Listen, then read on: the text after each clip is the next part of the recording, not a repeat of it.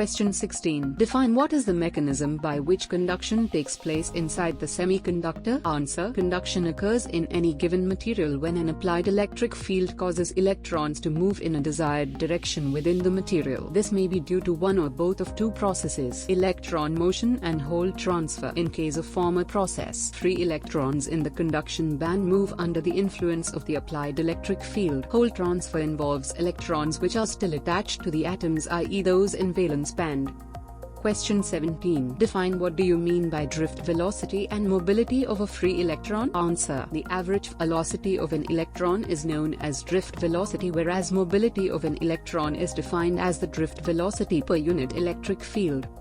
Question 18. Define mobility of a carrier. Show that the mobility constant of electron is larger than that of a hole. Answer. Mobility is defined as the average particle drift velocity per unit electric field. The mobility of electrons is more than that of holes because the probability of an electron having the energy required to move to an empty state in the conduction band is much greater than the probability of an electron having the energy required to move to the empty state in valence band. The mobility of electron is about double that of a hole.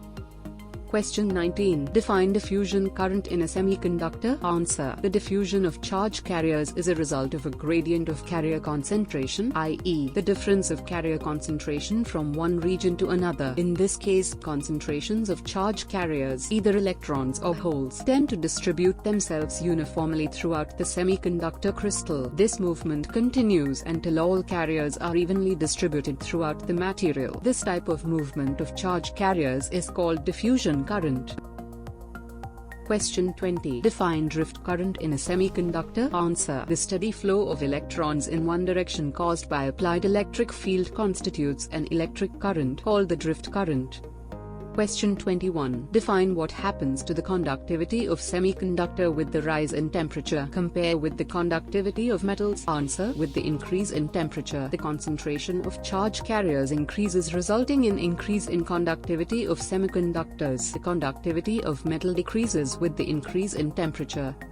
Question 22. Why temperature coefficient of resistance of a semiconductor is negative? Answer. With the increase in temperature, the concentration of charge carriers, electrons and holes increases. As more charge carriers are made available, the conductivity of a pure semiconductor increases, i.e. resistivity of a pure semiconductor decreases with the rise in temperature, i.e. semiconductors have negative temperature coefficient of resistance.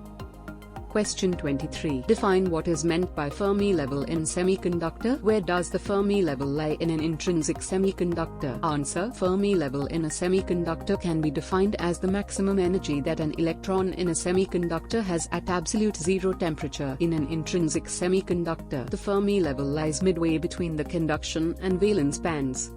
Question 24. Differentiate between intrinsic semiconductors and intrinsic semiconductors. Answer. An intrinsic semiconductor is one which is made of the semiconductor material in its extremely pure form. When a small amount of impurity is added to a pure semiconductor crystal during the crystal growth in order to increase its conductivity, the resulting crystal is called extrinsic semiconductor.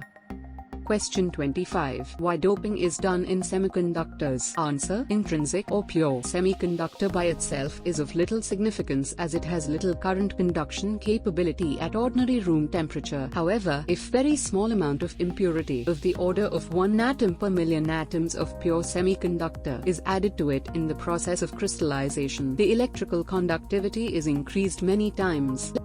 Question 26. Describe the difference between p-type and n-type semiconductor materials. Answer. When a small amount of trivalent impurity such as boron, gallium, indium or aluminium is added to a pure semiconductor crystal during crystal growth, the resulting crystal is called a p-type semiconductor. When a small amount of pentavalent impurity such as arsenic, antimony, bismuth or phosphorus is added to a pure semiconductor crystal during crystal growth, the resulting crystal is called the n-type semiconductor. Question 27. Define what do you mean by donor and accept or impurities? Answer. Donor impurities such as arsenic, antimony, bismuth or phosphorus when added to a pure semiconductor lattice form N-type extrinsic semiconductor. The pentavalent impurities are called donor impurities as such impurities donate electrons to the lattice. Accept or impurities such as boron, gallium, indium or aluminium when added to a semiconductor lattice form P-type extrinsic semiconductor. The trivalent impurities are called accept or impurities because such impurities accept electrons from the lattice. Question 28. Explain the term doping and its need. Answer. The electrical conductivity of intrinsic semiconductor, which has little current conducting capability at room temperature and so is of little use, can be increased many times by adding very small amount of impurity of the order of 1 atom per million atoms of pure semiconductor to it in the process of crystallization. This process is called doping. Question 29. Define what is the effect of temperature on extrinsic semiconductor. Answer. With the increase in temperature of an extrinsic semiconductor, the number of thermally generated carriers is increased, resulting in increase in concentration of minority carriers. At temperature exceeding critical temperature, the extrinsic semiconductor behaves like an intrinsic semiconductor but with higher conductivity. Question 30. Define what are the charge carriers in P-type and N-type semiconductors. Answer. Free electrons in N-type semiconductors and holes in P-type semiconductors are the charge carriers.